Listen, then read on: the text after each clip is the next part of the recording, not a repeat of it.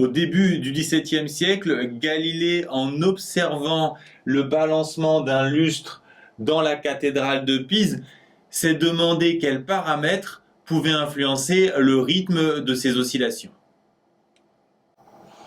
Pas besoin de s'appeler Galilée pour deviner que la période des oscillations, c'est-à-dire la durée d'un aller-retour, dépend de la longueur du pendule, de sa masse et de l'angle maximum qu'il forme avec la verticale.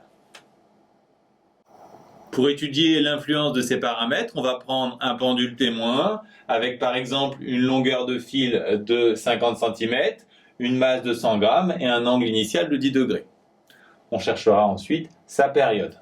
Pour étudier l'influence de ces différents paramètres, pour commencer, on va s'intéresser à l'influence de la longueur. Pour ça, on va prendre un pendule avec les mêmes caractéristiques, sauf la longueur qui est multipliée par 2. Ensuite, pour l'influence de la masse, de même, on va tout prendre à l'identique, sauf la masse qui est multipliée par 2. Et pour l'angle, de même, on va prendre les mêmes caractéristiques que le pendule témoin, et on va juste multiplier par 2 l'angle.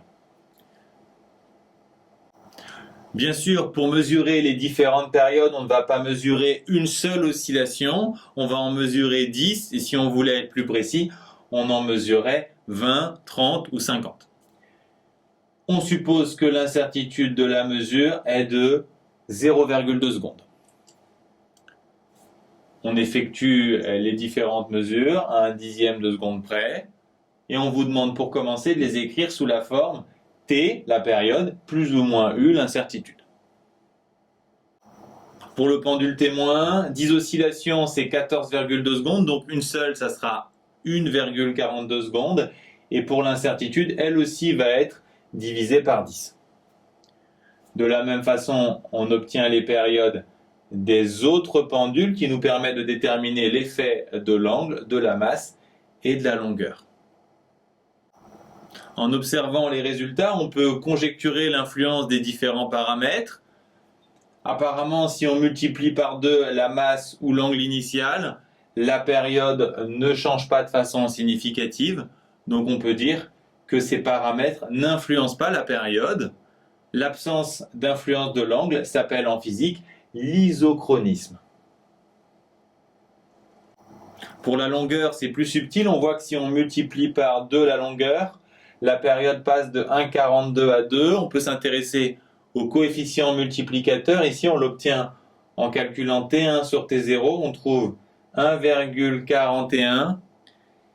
Et avec un peu de connaissances mathématiques, il se trouve que 1,41, c'est très proche de racine de 2. Donc en fait, si on multiplie par 2 la longueur, on multiplie par racine de 2 la période. Si on multipliait par 3 la longueur, on multiplierait par racine de 3 la période.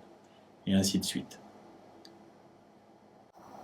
On pourrait vérifier les résultats précédents en multipliant les expériences. On peut aussi l'aborder d'un point de vue théorique grâce à la deuxième loi de Newton, à condition que les oscillations soient petites, avec des angles inférieurs à 20 degrés. On démontre alors que la période, c'est 2π racine de L sur G. On a donc confirmation que la période ne dépend pas ni de l'angle ni de la masse. Par contre, on constate qu'elle varie en racine de L. Et on peut aussi observer qu'elle est influencée par G, c'est-à-dire que si les oscillations avaient lieu sur la Lune, elles auraient un autre rythme. La démonstration de cette formule avec la deuxième loi de Newton n'est plus au programme. Par contre, on peut vous demander d'effectuer son analyse dimensionnelle. L'unité de la période, c'est des secondes. Pour cette expression, 2π est en dimension. On a donc racine de dimension de L sur dimension de G. Dimension de L, c'est des mètres. Dimension de G, si vous vous en souvenez pas, pensez à A égale G qui vient de la chute libre. Donc c'est les mêmes dimensions qu'une accélération. Des mètres par seconde moins 2. Vous simplifiez les mètres. Vous passez ensuite à l'inverse.